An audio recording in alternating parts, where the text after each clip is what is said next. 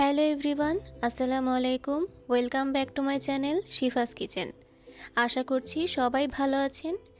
আমি আজকে আপনাদের জন্য নিয়ে এসেছি একটি ইউনিক মজাদার রেসিপি, ডাটা দিয়ে ছোলার ডাল।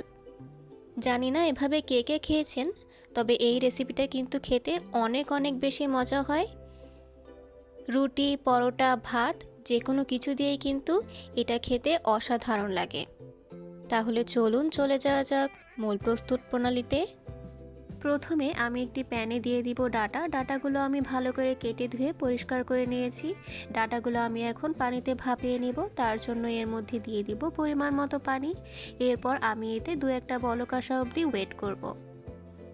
আমার ডাটাগুলো কিন্তু ভাপ দিয়ে নেওয়া হয়ে গিয়েছে। দু একটা বলক আসলেই এটা ভাপানো হয়ে যাবে। এরকম ভাপ দিয়ে নিলে কিন্তু ডাটার মধ্যে যে নোনতা ভাবটা থাকে সেটা চলে যায়।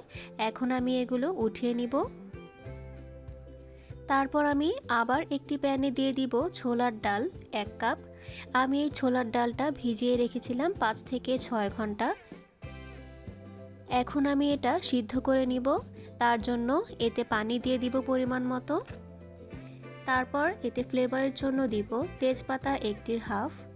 এরপর দিব লবঙ্গ 2টি। তারপর আমি ওয়েট করব এতে বলক আসা অবধি।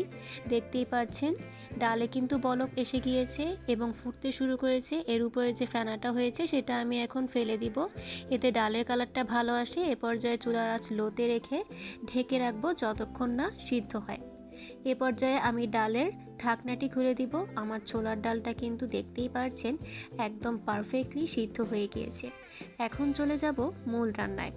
এ পর্যায়ে একটি প্যানে দিয়ে দিব তেল 1/4 কাপের বেশি। তেলের মধ্যে আমি দিয়ে দিব আস্ত জিরা 1 চা চামচ, দিয়ে দিব শুকনো মরিচ 3টি, এরপর দিব তেজপাতা 1টি, তারপর দিয়ে দিব দারচিনি 2 টুকরা। তারপর আমি এতে অ্যাড করব এলাচ 2টি। এগুলো আমি এখন সুন্দর একটা গন্ধ আসা অবধি ভেজে নিব। তারপর এতে দিয়ে দিব পেঁয়াজ কুচি 1/2 কাপ। এরপর দিব আস্ত কাঁচামরিচ মাঝখান থেকে ভেঙে। এরপর আমি পেঁয়াজটা হালকা ভেজে নিব। তারপর আমি অ্যাড করব একটি বড় সাইজের টমেটো কুচি। এরপর আমি এটা ভালো করে নেড়েচেড়ে নিব। টমেটোটা হালকা সফট হয়ে আসলে এতে আমি অ্যাড করব লবণ স্বাদ মতো। তারপর আমি এতে দিব আদা রসুনের পেস্ট 2 টেবিল চামচ। আদা রসুনটাকে আমি এখন ভালো করে ভেজে নিব। ভাজা হয়ে গেলে এখন আমি এতে অ্যাড করব সামান্য পরিমাণে পানি। তারপর দিব হলুদ গুঁড়া 1.5 চা চামচ, দিয়ে দিব মরিচের গুঁড়া 2 টেবিল চামচ, এরপর দিব ধনে গুঁড়া 1.5 চা চামচ, তারপর দিব জিরা গুঁড়া 2 চা চামচ। এরপর মশলাটিকে আমি নেড়েচেড়ে ভালো করে কষিয়ে নিব।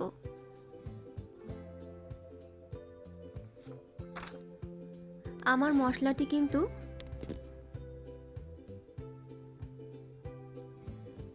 এ পর্যায়ে কষানো হয়ে গিয়েছে। এখন এতে আমি দিয়ে দিব ভাপানো ডাটাগুলো। ডাটাগুলো দিয়ে মশলার সাথে ভালো করে নেড়েচেড়ে মিশিয়ে নিব এবং এটা আমি 5 মিনিটের মতো কষিয়ে নিব।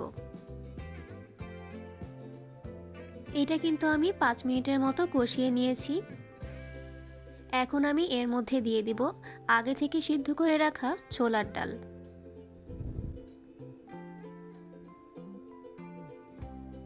ছোলার ডালের সাথে এখন আমি ডাটাগুলোকে নেড়েচেড়ে ভালো করে মিশিয়ে নিব।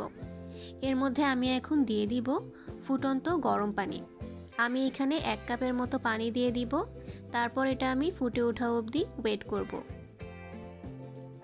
এটা কিন্তু দেখতেই পাচ্ছেন ফুটে উঠেছে। আমি এখন আবার এটা একটু নেড়েচেড়ে দিব। এই রেসিপিটা যদি আপনাদের ভালো লেগে থাকে তাহলে কিন্তু অবশ্যই একটা লাইক দিয়ে দিবেন। আপনাদের একটি লাইকই কিন্তু আমাকে আরও নতুন রেসিপি দেওয়ার অনুপ্রেরণা দিবে। এখন এতে আমি দিয়ে দিব ফ্লেভারের জন্য আস্ত কাঁচামরিচ। এখন চুলার আঁচ মিডিয়াম টু লো হিটে রেখে ঢেকে দিব যতক্ষণ না এটি কমপ্লিট হচ্ছে। আমার রান্নাটি কিন্তু প্রায় হয়ে গিয়েছে। এখন আমি এটা হালকা নেড়েচেড়ে দিব। তারপর আমি এর মধ্যে দিয়ে দিব জিরা গুঁড়া 1 চা চামচ। তারপর আমি এর উপর থেকে ছড়িয়ে দিব ধনেপাতা কুচি। এতে খুব সুন্দর একটা ফ্লেভার আসবে। এরপর আমি এটা হালকা একটু নেড়েচেড়ে দিয়ে ঢেকে দমে রাখবো 5 থেকে 7 মিনিটের জন্য। ফিরে আসলাম 5 থেকে 7 মিনিট পর।